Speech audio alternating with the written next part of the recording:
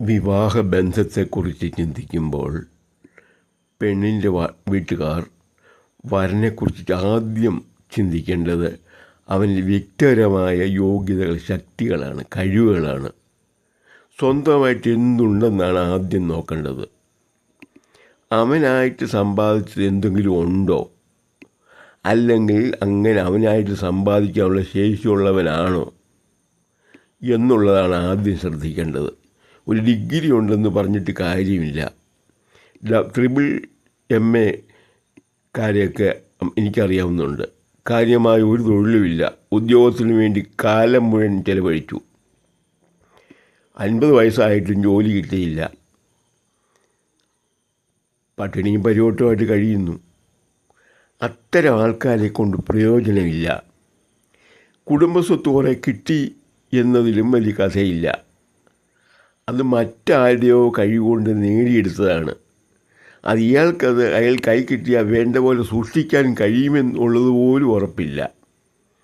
അങ്ങനെ തറവാട് വകയായിട്ട് കിട്ടിയ ഭാരിച്ച സ്വത്തുക്കൾ ഇന്നെല്ലാം അന്യാധീനപ്പെട്ട ധാരാളം കുടുംബങ്ങളുണ്ട്.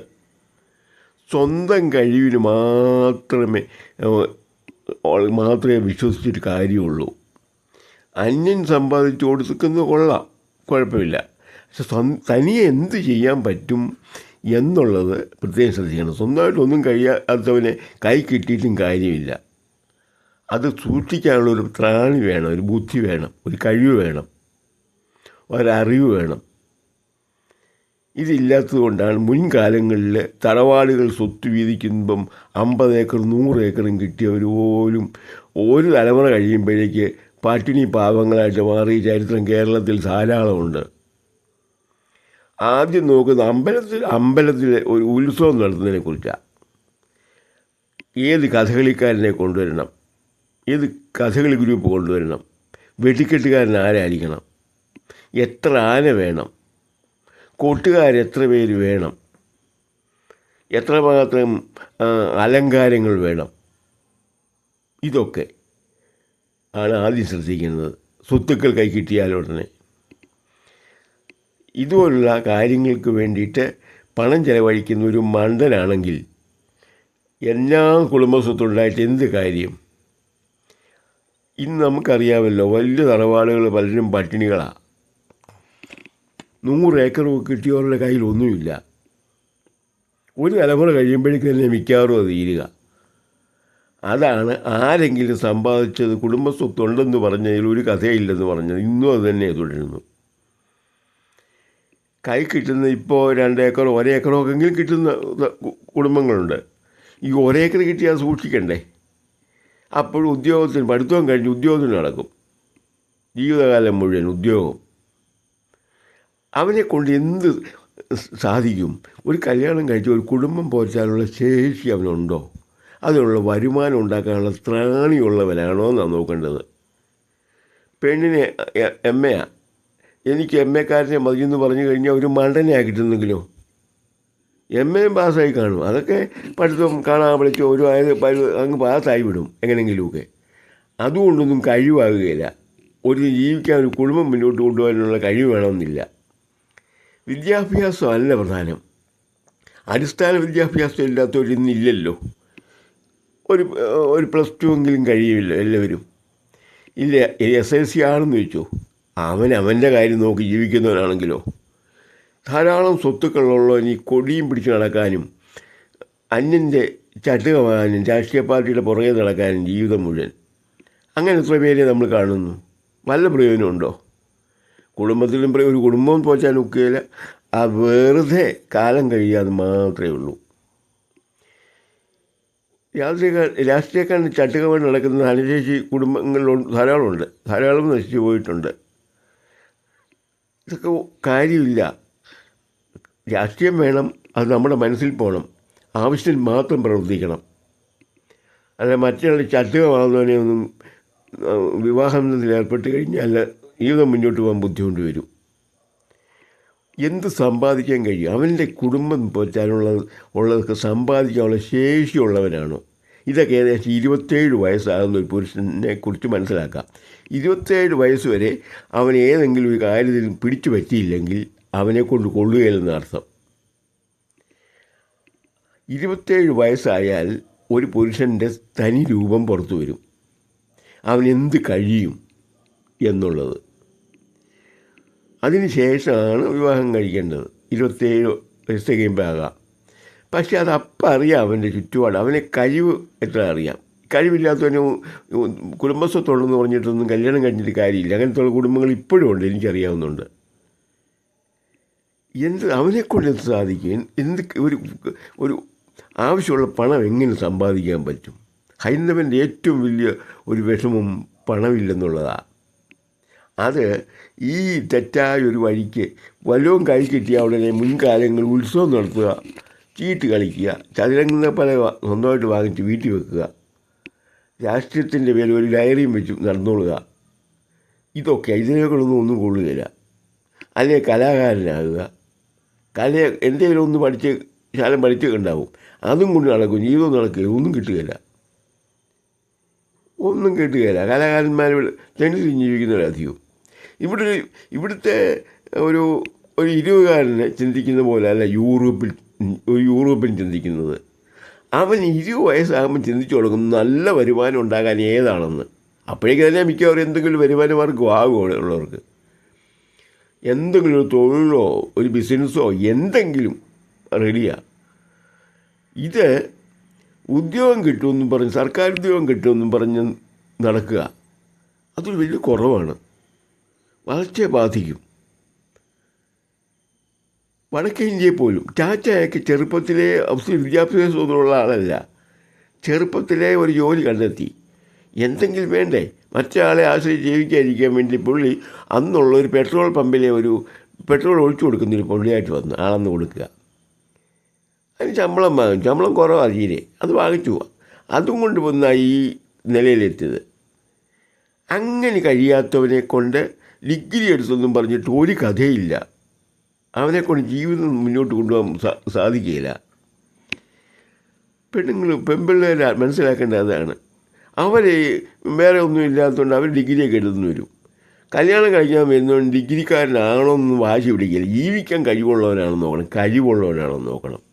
അവൻ 27 വയസ്സാകുമ്പോഴേക്ക് അവൻ സ്വന്തമായിട്ട് സമ്പാദ്യം നേടാൻ തക്ക അവൻ എന്തെങ്കിലും ചെയ്തിട്ടുണ്ടോ, അതിൽ നേട്ടം ഉണ്ടായിട്ടുണ്ടോ, കൃഷിയോ ബിസിനസ്സോ ഏതെങ്കിലും കച്ചവടം, ചെറിയ കച്ചവടങ്ങളോ എന്ത് ചെയ്താലും പണം ഉണ്ടാക്കാൻ ശേഷിയുള്ളവരാണെന്ന് നോക്കണം. നേരത്തെ സമ്പാദിച്ചവർ ഇട്ടിട്ടുണ്ടോ കുടുംബത്തിൽ നിന്നുള്ളതല്ല നോക്കേണ്ടത്. ഇവരെക്കൊണ്ട് എന്ത് സാധിക്കും എന്നുള്ള ആദ്യം നോക്കേണ്ട കാര്യമാണ്. പിന്നെ സാംസ്കാരിക നിലവാരം, അത് വളരെ പ്രധാനപ്പെട്ടത് തന്നെയാണ്. ഈ 2 കാര്യങ്ങൾ നോക്കണം. ജാതിക്കൊന്നും വലിയ കഥയില്ല, അത് കഥയുള്ളതല്ല.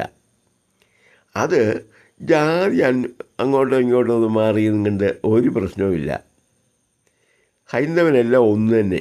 എല്ലാവരും രാമായണം പഠിക്കുന്നു, ഭാഗവതം വായിക്കുന്നു, ഇതെല്ലാം വായിക്കുന്നു. അവർ ക്ഷേത്രങ്ങളിൽ പോകുന്നു, അവിടുത്തെ ആചാരങ്ങളെല്ലാം അനുഷ്ഠിക്കുന്നു. എല്ലാ ഹൈന്ദവനും ഒന്ന് തന്നെയാണ്. കാര്യമായൊരു വ്യത്യാസമൊന്നുമില്ല. ഒരു കാലത്തുണ്ടായിരുന്നു, അന്ന് വിവരക്കേടിൻ്റെ കൂടുതലുകൊണ്ട് അന്ന് സംഭവിച്ചത്. ഇപ്പം അതൊന്നും നമ്മൾ പരിഗണന കാര്യമില്ല. ജീവിക്കാൻ വരുമാനമുണ്ടോ, അവന് പണം സമ്പാദിക്കാൻ ശേഷിയുള്ളോ, ഒത്തിരി സമ്പാദ്യം ഇല്ലെങ്കിലും അന്തസ്സായിട്ട് കുടുംബം പോറ്റാനുള്ളത്. ഇന്ന് സമൂഹത്തിൽ വേണ്ടതൊക്കെ സമ്പാദിക്കാനുള്ള ശേഷി വേണം. പട്ടിണിയാവരുത്. ഭാര്യയ്ക്കും മക്കൾക്കും ആവശ്യം ചെലവിനുള്ള പണം കിട്ടണം. അല്പം ആഡംബരവും കൂടെ വേണം. അതിനുള്ള പണം സമ്പാദിക്കാൻ ശേഷിയുള്ളവനാണ് നോക്കേണ്ടത്. അല്പം ആഡംബരമായിട്ട് തന്നെ ജീവിക്കാനുള്ള വരുമാനം ഉണ്ടോ എന്ന് നോക്കണം. അത് ഒത്തിരി ആഡംബരമല്ല, അതുകൊണ്ട് പ്രയോജനമില്ല. വെറുതെ ആവശ്യമുള്ളതൊക്കെ വേണം. ഒരു വാഹനം ഉണ്ടെങ്കിൽ അത് വേണം, ഒരുമാതിരി കൊള്ളാവുന്നൊരു വീട് വേണം, ന്യായമായ ആരോഗ്യം വേണം, മറ്റ് കാര്യങ്ങളൊക്കെ വേണം. സമൂഹത്തിലിറങ്ങി മനുഷ്യനെ കണ്ടാൽ ന്യായമായിട്ട് ഇടപെടാൻ ശേഷിയുള്ളവരാണോ നോക്കണം. ഇതെല്ലാം നോക്കണം. പക്ഷേ ധനമില്ലെങ്കിൽ ഇതെല്ലാം ഉണ്ടായിട്ടും കഥയില്ല. അതുകൊണ്ട് പോവും, അതുകൊണ്ടങ്ങ് തീരും. ധനമില്ലാത്തതൊന്നുമല്ല, അതിനെക്കൊണ്ട് ഒന്നും സാധിക്കില്ല. ഒരു കുടുംബം മുന്നോട്ട് കൊണ്ടുപോകാൻ സാധിക്കില്ല. 27 വയസ്സ് തികയുന്നതിന് മുമ്പ് സ്വന്തമായൊരു വരുമാനം ഉറപ്പുവരുത്താൻ കഴിയുന്നവനെ മാത്രമേ പെൺകൊച്ചുങ്ങൾ വിവാഹം കഴിക്കാവുള്ളൂ. ജാതി ഒന്നും നോക്കേണ്ട കാര്യമേ ഇല്ലെന്നുള്ള ഒന്നുകൂടി എനിക്ക് പറയുന്നു. അത് കഴിവുള്ളവരെ നോക്കണം, സാംസ്കാരിക നിലവാരം, പിന്നെ കാഴ്ചയില്ലേ തമ്മിലൊരു പൊരുത്തമുണ്ടോ എന്നൊക്കെ നോക്കണം. അത് വളരെ പ്രധാനപ്പെട്ട കാര്യമാണ്. ഹൈന്ദവരുടെ ഇടയ്ക്കാണ് ഈ ജോലിക്ക് വേണ്ടി തപ്പിയോ ജീവിതകാലം മുഴുവൻ കളയുന്നവരധികം പേരുള്ളൂ. ഇന്നുമുണ്ട്, ധാരാളം പേരുണ്ട്. ജീവിതം മുഴുവൻ PSC ടെസ്റ്റൊക്കെ എഴുതി കാലം കളയുക, ഒന്നുമില്ല തൊഴിൽ. MA കാരൻ, double MA, simple triple MA ഒക്കെ ഉണ്ട്, ചുമ്മാ നടക്കുന്നവരുണ്ട്. അതുകൊണ്ടൊരു കഥയില്ല. ജീവിക്കാനുള്ള വരുമാനം ഉണ്ടോ എന്ന് നോക്കിക്കഴിഞ്ഞ് സാംസ്കാരികമായിട്ട് ഏകദേശം ഒക്കുവോ, പിന്നെ സ്വല്പമൊക്കെ പോരാടി വന്നാലും നമുക്ക് സോൾവ് ചെയ്യണം. പിന്നെ കാഴ്ചയ്ക്ക് ഏറെക്കുറെ ഒരു മാച്ചിങ്ങും, ഇത്രയും നോക്കിയാൽ മതി, മറ്റൊന്നും നോക്കണ്ട. ജാതിക്കൊന്നും ഒരു പ്രാധാന്യം ഇപ്പം ഇല്ല. അത് പണ്ടാരുടെ വിവരമൊക്കെ ആയിട്ട് ഉണ്ടാക്കിയ ഒരു പരിപാടിയാണ്. അത് ദോഷമേ ഉണ്ടായിട്ടുള്ളൂ. അത് ഇന്ത്യൻ ജനതയ്ക്ക് ഒരു ഗുണവും ചെയ്തിട്ടില്ല. അത് നമ്മൾ പ്രത്യേകം ഓർക്കണം എപ്പോഴും. അപ്പം ജീവിതം കരുപ്പിടിപ്പിക്കാനുള്ള ശേഷി 27 വയസ്സാകുമ്പോഴേക്ക് ഏത് പുരുഷനും അവന് പ്രദർശിപ്പിച്ചിരിക്കും. അത് കൃത്യമായിട്ട് അന്വേഷിച്ചാൽ മതി. അവൻ എന്ത് സമ്പാദിച്ചു, ഇപ്പോൾ സമ്പാദിച്ചിട്ടുണ്ടോ എന്നുള്ളതല്ല, സമ്പാദിക്കാൻ ശേഷിയുള്ളവരാണോ എന്നുള്ളത് ഉറപ്പ് വരുത്തണം. സംസാരിക്കുമ്പോൾ അറിയാം. അല്ല ഈ ആഡംബരമൊന്നും കണ്ടിട്ടൊന്നും വീണ് പോകല്ലേ, അതല്ല. സംസാരിക്കുമ്പോൾ അറിയാം അവൻ്റെ ഉള്ളിലിരിപ്പോൾ, അവൻ്റെ കപ്പാസിറ്റി, അവൻ്റെ വെയിറ്റ് എത്രയുണ്ടെന്നുള്ളത്, മാനസികമായ വെയിറ്റ്. ആ വെയിറ്റ് അറിയണം. എന്തെങ്കിലും തൊഴിൽ സമ്പാദിച്ചിരിക്കും, എന്തെങ്കിലും തൊഴിൽ, എന്തെങ്കിലും ആട്ടെ, കൃഷി ആയിക്കോട്ടെ, എന്നാ കുഴപ്പം, നല്ലതാണ്. ഇപ്പം കൃഷി വലിയ ആദായമാണ്. പശുവിനെ വളർത്താം, എന്നാ കുഴപ്പം. ആടിനെ വളർത്താം, എന്നാ കുഴപ്പം. മുയൽ വളർത്താം, എന്നാ കുഴപ്പം. പട്ടിയെ വളർത്തി, പട്ടിക്കുഞ്ഞിനെ വളർത്തി ലക്ഷങ്ങൾ മാസം സമ്പാദിക്കുന്നവരുണ്ട്. എന്താ കുഴപ്പം? ഇതൊന്ന് തിരിയണം. ഇവിടുത്തെ ഹൈന്ദവ പെൺകുട്ടികൾ മനസ്സിലാകേണ്ട ഒരു കാര്യം അതാണ്. പെൺകുട്ടികൾ ഡിഗ്രി എടുത്തു, കുഴപ്പമില്ല. MA ആയിക്കോ, ഒരു കുഴപ്പമില്ല. അവന് SSLC ഉള്ളൂ. അത് ആ ഒറ്റ കാര്യം കൊണ്ട് ഒരിക്കലും തട്ടിവിടില്ല. വലിയ മണ്ടത്തരം അത്. പ്രത്യേകം ഓർത്തോണത്. വിദ്യാഭ്യാസം നമ്മളെക്കാൾ കുറഞ്ഞു പോയെന്നും പറഞ്ഞ് ഒരുത്തരം തഴഞ്ഞു കഴിഞ്ഞാൽ നമുക്ക് മഹാഭാഗ്യമായിരിക്കും ചിലപ്പോൾ നഷ്ടപ്പെടുന്നത്. അതൊന്ന് ഓർത്തോളണം. വലിയ വിദ്യാഭ്യാസം കൊണ്ടൊന്നും വലിയ പ്രയോജനമൊന്നുമില്ല. ചുമ്മാ സർട്ടിഫിക്കറ്റ് കൊണ്ട് നടക്കാവുന്നേ ഉള്ളൂ. അരി വാങ്ങിച്ചാൽ സർട്ടിഫിക്കറ്റ് കാണിച്ചാൽ പോരാ. അത് പ്രത്യേകം ഒന്ന് ഓർക്കണം എല്ലാവരും. പണമാണ് വലുത്, അത് പ്രത്യേകം ശ്രദ്ധിക്കണം. ഹൈന്ദവന് ഇല്ലാത്തതും അതാണിപ്പോൾ. അത് പ്രത്യേകം ഒന്ന് ഓർക്കണം ദിവസവും. അത് സമ്പാദിക്കാനുള്ള മാർഗ്ഗങ്ങൾ ഓരോരുത്തരും ചിന്തിക്കേണ്ടതാണ്.